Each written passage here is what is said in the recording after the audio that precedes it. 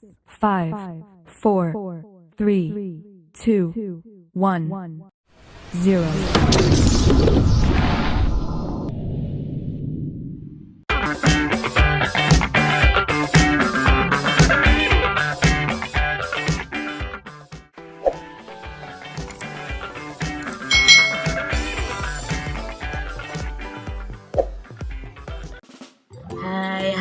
Hai. Selamat datang di channel YouTube Kak Citra. Apa kabar adik-adik semuanya? Kak Citra berharap kalian dalam keadaan yang baik, sehat, dan siap untuk belajar ya. Hari ini kita akan belajar bersama-sama untuk mata pelajaran tematik kelas 4. Kita belajar di tema 7 tentang indahnya keragaman di negeriku. Subtema 3, indahnya persatuan dan kesatuan negeriku, pembelajaran yang ketiga. Mari adik-adik kita belajar dengan penuh semangat ya. Adik-adik, masyarakat Indonesia itu beragam dalam budaya, suku bangsa, bahasa, dan agama. Selain itu, ada pula keragaman dalam bidang ekonomi. Mari kita pelajari keragaman di Indonesia dalam bidang ekonomi. Keragaman ekonomi di Indonesia. Aktivitas ekonomi itu terdiri atas 3 bagian adik-adik. Ada produksi, distribusi, dan konsumsi. Aktivitas ekonomi penduduk Indonesia ini disesuaikan dengan kondisi wilayah Indonesia. Sebagai negara kepulauan, wilayah Indonesia itu meliputi wilayah daratan dan wilayah perairan. Nah, wilayah Indonesia juga mengandung potensi alam yang sangat melimpah. Namun, potensi alamnya belum mampu dimanfaatkan secara optimal bagi kemakmuran penduduk Indonesia. Sebagai generasi penerus bangsa, kamu hendaknya ikut berperan aktif dalam pemanfaatan potensi alam secara bijak. Apa sajakah jenis aktivitas ekonomi yang dilakukan oleh masyarakat? Bergerak di bidang apa sajakah aktivitas ekonomi masyarakat? Berikut ini beberapa jenis aktivitas ekonomi dan bidang ekonomi yang terkait. Yang pertama adalah aktivitas ekonomi di bidang pertanian adik-adik. Nah, wilayah Indonesia ini berada di antara 6 derajat lintang utara sampai 11 derajat lintang selatan. Posisi ini menyebabkan wilayah Indonesia itu beriklim tropis. Nah, wilayah Indonesia mendapatkan banyak sinar matahari dan curah hujan sepanjang tahun. Kondisi ini sangat mendukung aktivitas pertanian adik-adik. Aktivitas pertanian juga didukung tingkat kesuburan tanahnya yang tinggi karena pengaruh banyaknya gunung api. Dengan adanya banyak gunung api di Indonesia adik-adik, tanah itu malah semakin subur. Banyak penduduk Indonesia melakukan aktivitas pertanian. Dengan mencermati kondisi geografis Indonesia, aktivitas pertanian ini dibedakan menjadi pertanian lahan basah dan pertanian lahan kering adik-adik. Nah, pertanian lahan basah itu membutuhkan banyak air, misalnya seperti sawah irigasi dan sawah lebah. Nah, pertanian lahan kering itu membutuhkan sedikit air, misalnya adalah tegalan dan perkebunan. Jenis pertanian lahan apa yang cocok dikembangkan di daerahmu adik-adik? Berikutnya ada aktivitas ekonomi di bidang peternakan. Di Indonesia banyak aktivitas peternakan dikelola oleh masyarakat atau badan usaha. Aktivitas tersebut berupa peternakan unggas. Unggas itu ya seperti ayam, bebek, itu unggas adik-adik. Lalu ada peternakan hewan kecil dan peternakan hewan besar. Beragamnya aktivitas ini menyediakan hasil ternak itu sangat melimpah. Selanjutnya, hasil ternak ini dapat dikonsumsi oleh masyarakat.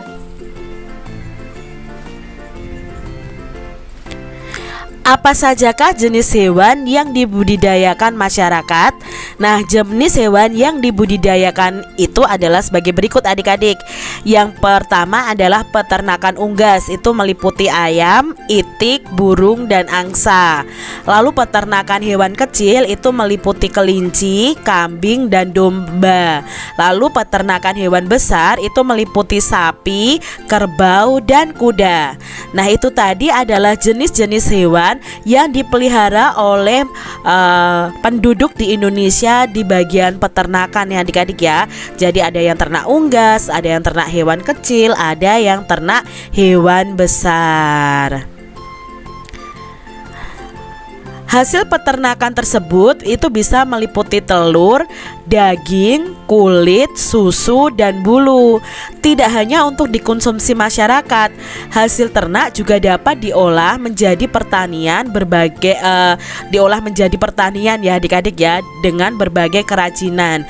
Nah, kerajinan dari hasil peternakan ini misalnya adalah tas, sepatu, sandal, jaket, sarung tangan, dan kok bulu tangkis. Jadi bisa hasil ternaknya itu bisa diolah menjadi berbagai kerajinan. Aktivitas ekonomi selanjutnya adalah aktivitas di bidang perikanan adik-adik. Sekitar 2/3 luas wilayah Indonesia itu berupa perairan. Nah, fakta inilah yang menjadikan Indonesia ini dikenal dengan sebutan negara maritim. Luasnya wilayah perairan ini menyimpan potensi kekayaan alam yang sangat melimpah. Potensi ini dimanfaatkan masyarakat untuk mengembangkan aktivitas perikanan. Nah, aktivitas perikanan itu dilakukan secara tradisional. Kondisi ini menyebabkan produksi hasil perikanan di Indonesia itu belum optimal adik-adik karena masih diolah dengan cara tradisional. Aktivitas perekonomian perikanan ini dikelompokkan menjadi perikanan tangkap dan perikanan budidaya. Nah, aktivitas perikanan tangkap itu dilakukan oleh nelayan dengan cara menangkap ikannya di laut. Dahulu nelayan itu mengandalkan angin loh adik-adik untuk menggerakkan perahunya. Nelayan memanfaatkan adanya angin darat untuk pergi melaut dan angin laut untuk kembali ke daratan. Kini nelayan sudah menggunakan mesin penggerak kapal atau motor untuk menggerakkan perahu tersebut. Bagaimana dengan aktivitas perikanan budidaya? Nah, aktivitas perikanan budidaya ini dilakukan di darat atau di perairan payau. Nah, budidaya ikan darat ini dilakukan di kolam, sungai, atau sawah. Sawah itu namanya nanti jadi mina padi, jadi ditanami padi tapi juga ada ikannya adik-adik di sawah tersebut. Lalu ada waduk atau bendungan, lalu ada juga danau. Contoh budidayanya yang termasuk dalam perikanan budidaya ini adalah ikan lele, ikan mas, ikan nila, dan ikan mujair. Nah, budidaya ikan di perairan payau itu biasanya dilakukan di tambak di pesisir pantai.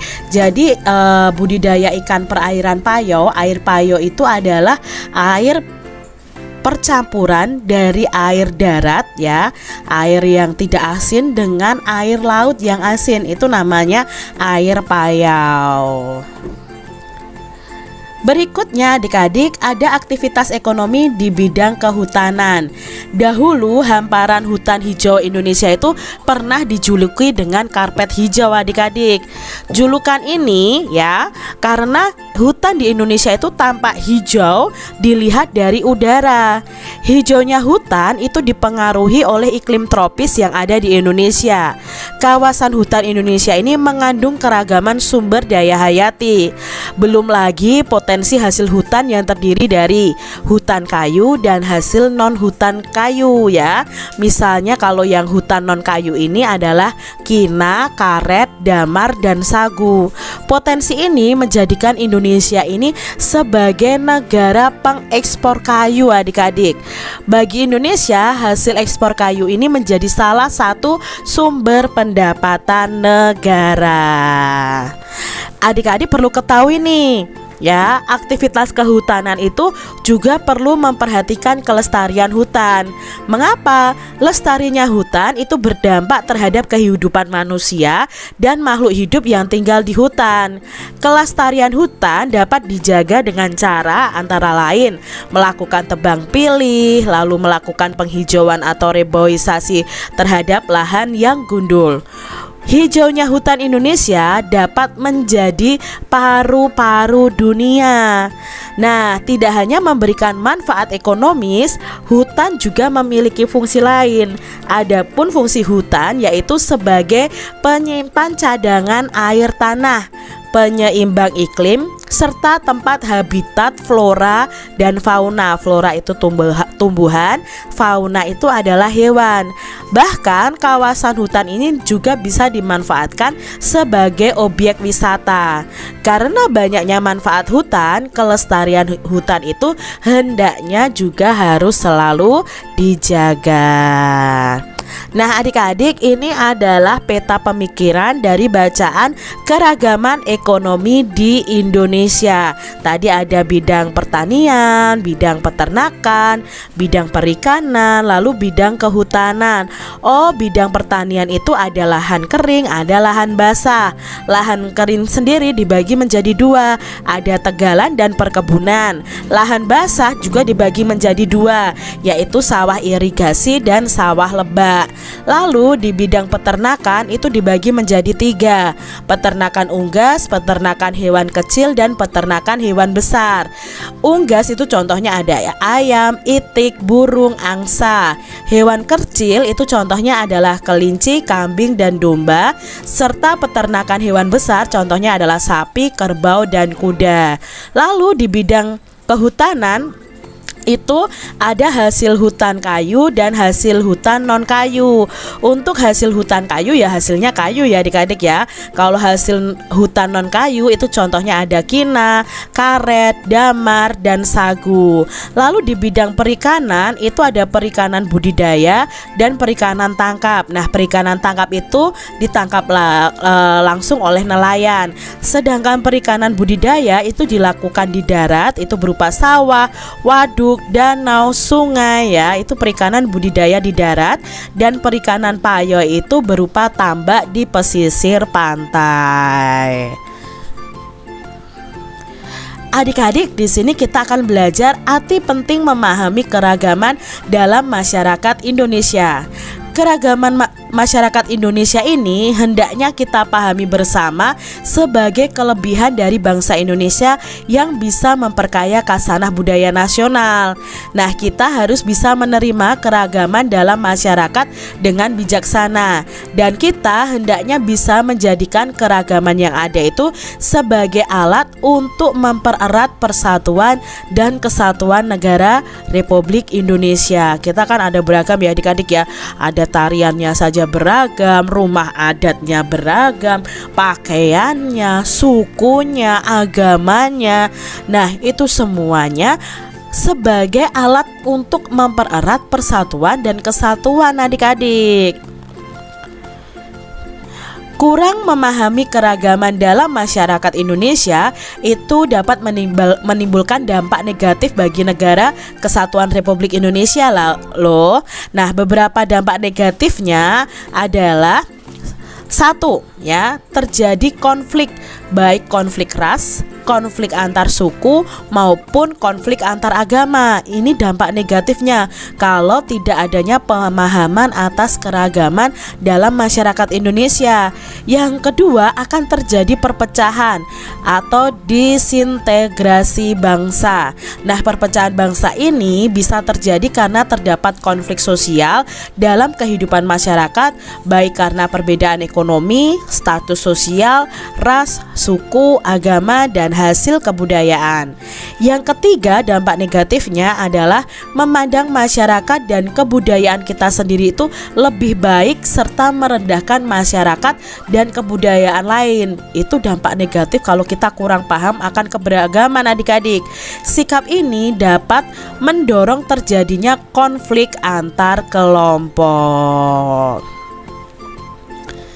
Lalu yang keempat, dampak negatifnya, semangat nasionalisme berlebih sehingga akan menganggap rendah bangsa lain. Yang kelima, mempersulit pemerintah dalam menetapkan kebijakan pembangunan.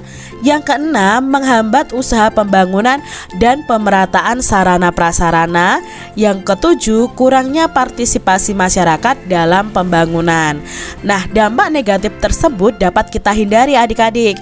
Segenap bangsa Indonesia harus menyadari bahwa keanekaragaman yang ada di dalam masyarakat Indonesia telah menjadi identitas kebangsaan yang tumbuh dan berkembang jauh sebelum bangsa ini menjadi satu kesatuan utuh, yakni NKRI. Nah, adik-adik pasti ingat tentang semboyan Bhinneka Tunggal Ika yang dicetuskan oleh Empu Tantular pada abad ke-14. Ini telah menjadi simbol sekaligus menjadi semboyan persatuan bangsa kita sejak dari dahulu, mulai dari Sabang sampai Merauke. Oleh karena itu, kita hendaknya bisa saling menghargai atau bersikap toleran dalam keragaman. Banyak bentuk tindakan yang bisa mencerminkan sikap toleran dalam keberagaman adik-adik. Antara lain, 1. Menghargai perbedaan dalam masyarakat, baik perbedaan suku, agama, ras, budaya, dan golongan. Yang kedua, hidup berdampingan secara damai dengan orang lain meskipun berbeda suku, agama, ras, budaya, maupun golongan. Yang ketiga, kita bisa berinteraksi dengan baik tanpa ada sekat perbedaan suku, agama, ras, dan golongan. Ini contoh-contoh tindakan sikap toleran dalam keragaman. Selain itu, sikap saling menghargai dan toleransi dapat kita tunjukkan dengan menghindari tindakan-tindakan yang memecah belah persatuan dan kesatuan NKRI. Nah, beberapa sikap yang hendaknya kita hindari adalah adik-adik. 1. Memaksakan kehendak kepada orang lain. Tidak boleh ya adik-adik. Lalu yang kedua, acuh tak acuh dan tidak peduli terhadap lingkungan sekitar. Yang ketiga, menonjolkan suku, agama, ras, golongan, dan budaya tersebut atau budaya kita sendiri. Lalu yang keempat, mementingkan suku bangsa sendiri atau sikap yang menganggap suku bangsa yang lainnya itu tidak lebih baik dari suku bangsa kita adik-adik ya. Suku bangsanya itu merasa suku bangsanya yang lebih baik, yang paling baik daripada suku bangsa yang lain. Itu sikap yang harus kita hindari. Yang kelima, cenderung memaksakan kehendak dan berani menempuh tindakan melanggar norma untuk mencapai tujuan. Itu juga perlu kita hindari. Yang keenam, mencari keuntungan diri sendiri atau mementingkan diri sendiri daripada untuk kesejahteraan orang lain. Ini hal-hal yang harus kita hindari adik-adik. Apa informasi penting dari teks arti penting memahami keragaman dalam masyarakat Indonesia? Nah, informasi penting yang kita dapatkan dari bacaan tadi adalah 1. Keragaman masyarakat Indonesia hendaknya dipahami bersama sebagai kelebihan bangsa Indonesia. Yang kedua, kita harus menerima keragaman dalam masyarakat dengan bijaksana. Yang ketiga, kita bisa menjadikan keragaman yang ada itu sebagai alat untuk mempererat persatuan dan kesatuan. Yang keempat, kurang pemahaman keragaman dalam masyarakat Indonesia itu bisa menimbulkan dampak negatif bagi NKRI. Lalu yang kelima, keanekaragaman yang ada dalam masyarakat Indonesia telah menjadi identitas kebangsaan. Yang keenam, informasi pentingnya adalah banyak bentuk tindakan yang mencerminkan sikap toleran dalam keragaman. Lalu informasi penting yang ketujuh, sikap saling menghargai dan toleransi dapat kita tunjukkan dengan menghindari tindakan-tindakan yang bisa memecah belah persatuan dan kesatuan. Demikian tadi adik-adik pembahasan kita di tema 7 subtema 3 pembelajaran yang ketiga. Semoga video pembelajaran ini bermanfaat untuk adik-adik semuanya, dan sampai jumpa lagi di video pembelajaran Kak Citra selanjutnya. Tuhan memberkati.